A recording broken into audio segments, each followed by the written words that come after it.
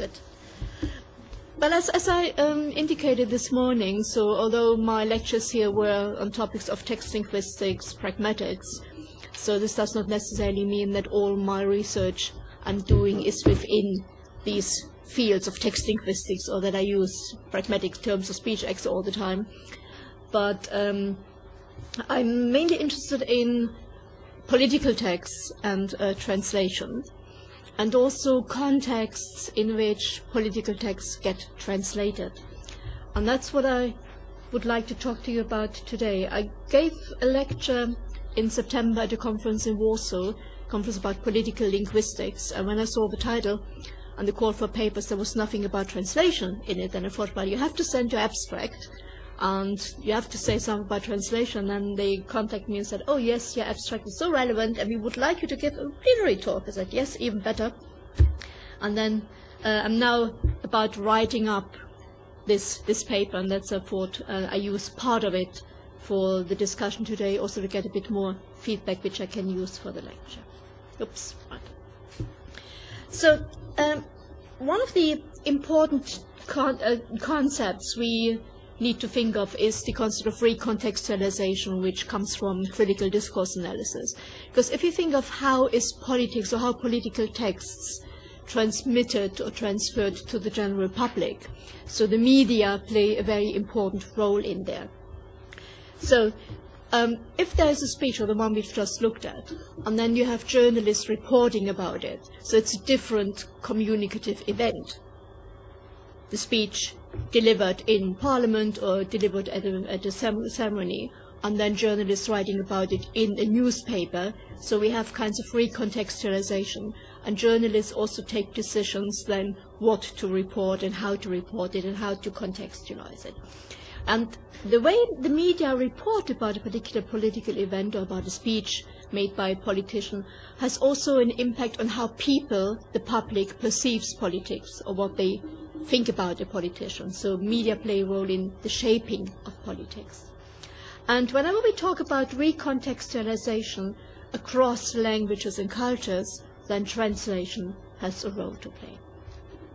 So what I want to look at today are just two examples of discursive practices where we see a relation between politics, media, translation. One is a press conference, and one is a political speech.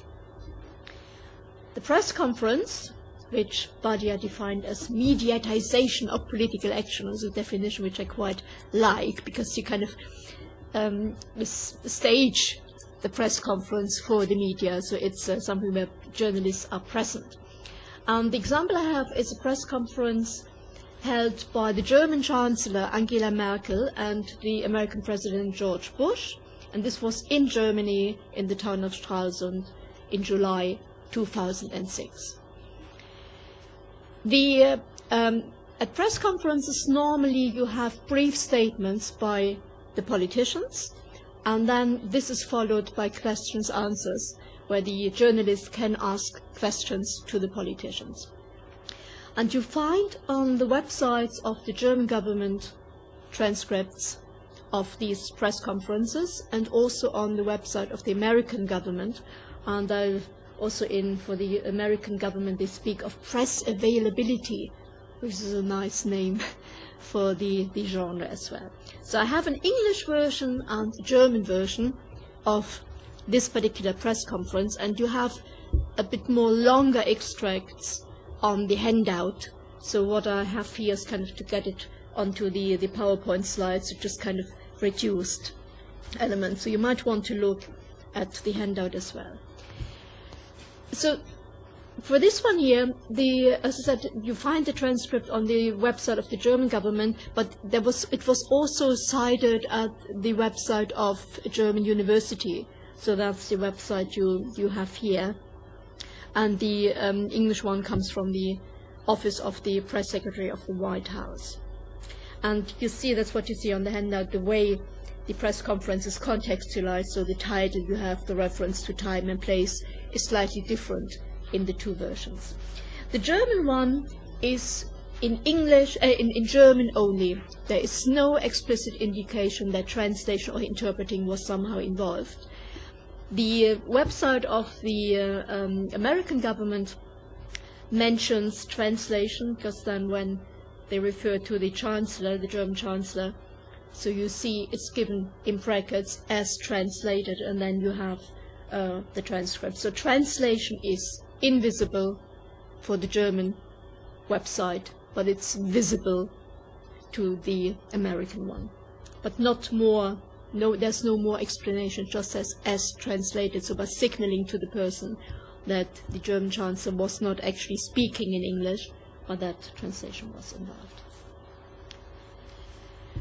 Something else I noticed is what I've called style elevation.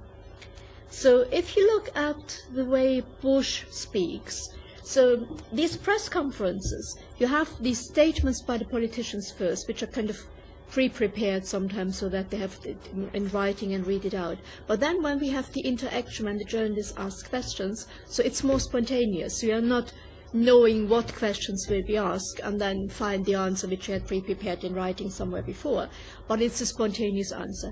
So the text here also shows features, characteristic features of oral speech, spontaneous speech. False starts, hesitations, slightly grammatically incorrect sentences.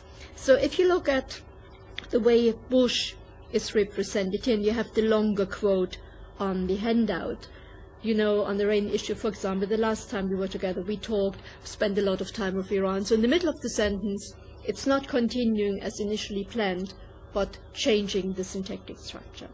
So the American website has these kinds of characteristic features, spontaneous speech, informal style, quite consistently. On the German website, this has been made more elaborate or more grammatically correct. So all these kind of false starts or changes of the syntax in the middle of the sentence have disappeared. So the German text shows some part of intervention or in the process of translation or producing the German version then of what Bush said. So the style was turned into more grammatically elevated style. That's what you see quite consistently here. Also something which I did not put on the slide, but we discussed earlier with the tu, vu, du, sie differentiation. You see this on the handout in the box before this longer quote here, where the German Chancellor, Bush speaks, Chancellor, thank you very much, thanks for the invitation. In the German version, he uses the tu form, Frau Kanzlerin, ich danke dir sehr herzlich. So this is also a decision which was taken then by the interpreter, translator, to opt for the more informal tu form here. Yeah? So which probably requires knowledge of the relationship between the two or what form had been used in the previous exchange. So it's normally the same interpreter who comes along for interpreting between, or when they have their bilateral talks, who is then also interpreting at the press conferences. Something else I've used the label role performance here. So what you see on the American website, it's like the transcript of this is what happened at the press conference. So the reader gets this kind of immediate feeling of what was going on. And you see here at the end of Bush's turns, so he is then selecting the next journalist who can ask a question. So he finishes his turn, Chancellor's position on this, yes, Terry. So this yes, Terry is inviting speech act, inviting a journalist to ask the question. And also what's quite interesting here, you see he uses the first name. So this also establishes a community. So the President of the United States knows a particular journalist by name. So also as a journalist, you feel kind of pleased. This is a person who knows you. So what you see then, the journalist asks the question, addresses the two politicians, Madam Chancellor, Mr. President, introducing himself, full name, Terry Hunt, with the AP, so saying where he comes from, what his affiliation is. And then the question goes on. In the German version of the website, this journalist selection has disappeared. So the finishes, Bush, his answer, that's the end. So this selecting the journalist is not there. And then also the question, you don't know who the journalist is on the German version. So it starts directly with the question, no introduction of who he is.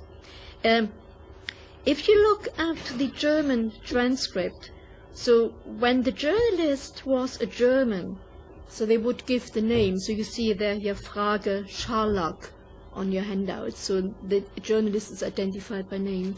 But if the journalist comes from the States, so it just says question.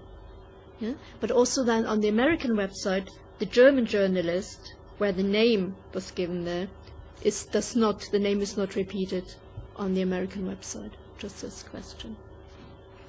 So this kind of the interaction, the style of the interaction, is there on the American website, but not on the German one. So it's question answer, no signal of who the person was or that the person was selected. And this kind of informal interaction, or Bush showing that he knows journalists and is more than informal style, can also be seen in another example here.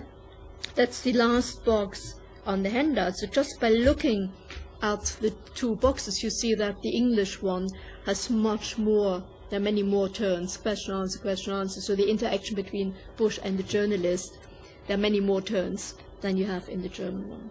So Bush again finishes his answer to the first question, ends towards peace. Then he again introduces or invites a journalist, addressing him, Steve. Yeah? So it's your turn. Thank you, sir. Just to follow up. And the journalist gets interrupted by Bush. Follow up on both of these. Yeah? So responding. Does it concern you? So then he asks the question about the political topics here. Bush. I thought you were going to ask me about the pig. I'm curious about that too. Laughter. So in the whole exchange at the beginning of the press conference, there was a statement where Bush and also Merkel were referring to a dinner in the evening where some pig would be served. So this pig makes a repeated appearance in this press conference. It's of no relevance whatsoever for the political questions they ask, but it adds somehow to this kind of informal tone, and Bush interacting with the journalists and showing, so we are friendly to each other. And also with the laughter, signals here, and that this is a kind of informal style. These exchanges, the reference to the pig is not there on the German website. So what you see on the German website, it's question about the political issues here. Bush then saying, I thought you were asking about the pig, but then answering the question. So it's not this interruption. Bush is speaking once. So you would say for the German reader of this transcript, you might wonder why Bush brings in this pig again, because it's not really coherently embedded. So it's a bit of information loss here. So press conference, and I've looked at a few more. I've just become much more interested in what's going on with press conference. I looked at a few more other examples, but it seems to be a kind of standard practice that for the American government, they write up what was said at the press conference, so to give the reader then a feeling of this is what happened with the informal style, with the interaction, with the laughter. There is also the possibility for some of these press conferences to click on another link and to get the video, so you can also watch it, which also then helps to explain some of peculiar formulations which you might find peculiar just by looking at the text, but then when you see the film, you also understand what else was going on. The German website of the government, much more formal, so all these interaction, the small talk, not there. The language, also more neutral. So this is what I call elevation of style. So it also has an impact on how politicians come across. Yeah? So this kind of Bush friendliness, talking to journalists, being one happy family. So, and for the German politician, it comes more across as a more serious politician. Yeah? So if you want to do some kind of discourse analysis, and you analyze just web pages where you have transcripts of press conference in one language only, so if you're doing it for the German side, you end up with different results than if you were doing it for the American side. Yeah? That's why I thought we're at a conference about political linguistics, so it's important to make people aware that whenever translation is involved, it's not necessarily the case that you get exactly what you think was going on in reality. So you need to be aware of these contexts as well.